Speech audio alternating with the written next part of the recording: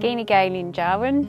Hello everyone. I'd like to acknowledge that we're filming today on the traditional lands of the Gumbaynggirr people and pay my respects to elders past, present and emerging. And I extend that respect to all Aboriginal and Torres Strait Islander people watching this video today. G'day, my name's Jane Eales. I'm one of the team leaders for the Local Land Services Riverbank Rehabilitation Project, which is jointly funded by the New South Wales and Australian governments under the Disaster Recovery Funding Arrangements. The project is to build resilience of flood-damaged riverbanks for future flood events.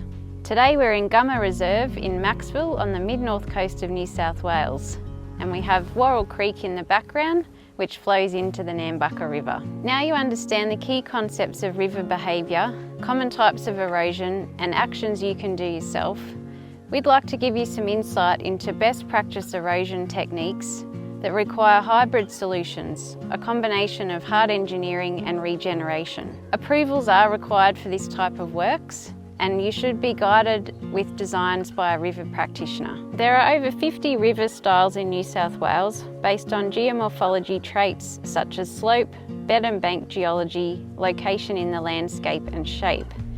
Typically they start with a gorge upstream and transition to a valley in the middle and floodplains downstream.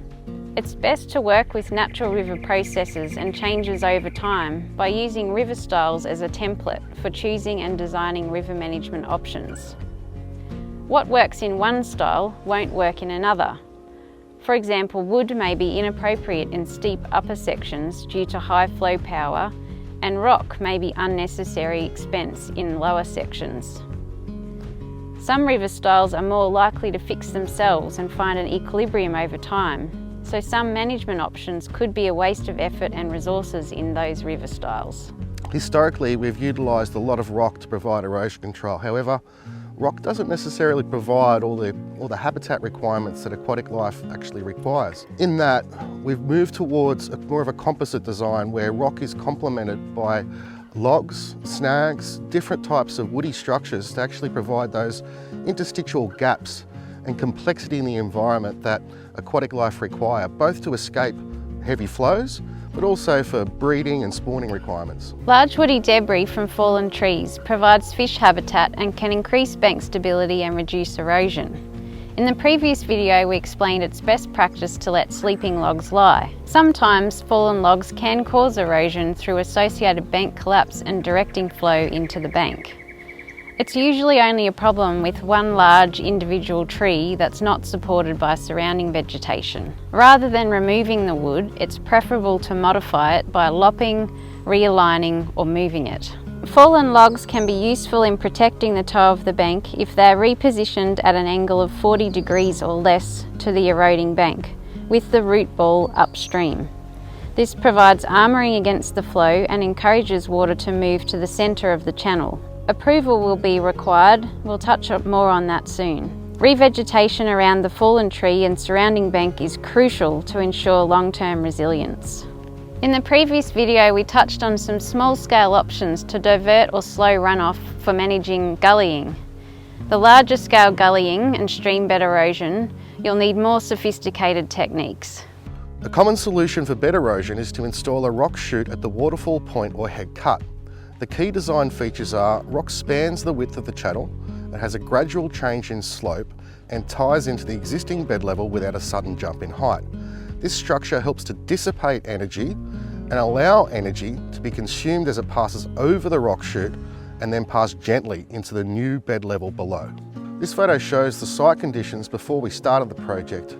It shows fine silt material on the vertical face of the bank, which is a recipe for erosion. Silt requires a very gentle bank angle to rest upon. Another erosive force is the suction characteristic of water passing over the face of the bank. The only way to prevent this from mobilising the bank material is by increasing the roughness of that bank face with logs and rocks. The next photo shows the two techniques we used. One, we placed rock to provide new bank material on the bank face. We used a mix of sizes to minimise opportunities for material to be sucked out as water passes over, but also provide a mixture of interstitial gap environments. We also added large snags for habitat and complexity for commercial and recreational fish species.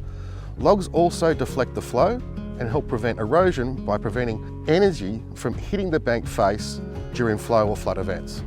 Logistically, it can be difficult and costly to source large woody debris or timber for use in river estuary ironworks. If you have to use rock revetment, a few design features can be used to increase their effectiveness and river habitat value. The usual flat shape of a rock revetment wall doesn't provide shelter or habitat for the array of fish species in the estuary. This corrugated design allows velocity shadows to protect fish from flows, allowing them to hide from extreme events. In the next photo, we also add complexity at the toe of the rock revetment with reef balls and large woody debris. This breaks up the velocity of flow at the toe, and that allows smaller fish species to occupy the environment and creates a greater range of habitat features within the bank profile. Corrugation along the toe and horizontally along the crest allows tidal inundation to occur within the riparian zone and promotes mangrove growth and more salt-tolerant species such as salt marsh. This approach is generally not more expensive than rock, but the outcome is far more beneficial. The site is actually now recognised as a valuable recreational fishing point because of the structure and variety of habitat that we've provided within the bank face. This corrugated log fillet design that we utilised in Emigrant Creek essentially deflects wave and boat wash, but creates a velocity shadow behind the structure that allows mangroves to recruit and colonise.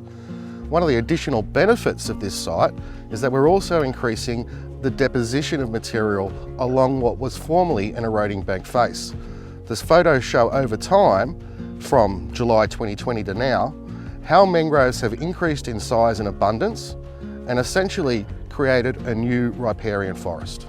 Depending on what you want to do and where, and who owns the land, approvals and permits may be required from either Council, New South Wales Water, DPI Fisheries or Crown Lands. The bed and part of the banks are often owned by Crown Land. As a general rule, anything that involves machinery, in-stream works, disturbing soil on banks, changing native vegetation or placing fill will require approval. Local land services can help to guide you through the process.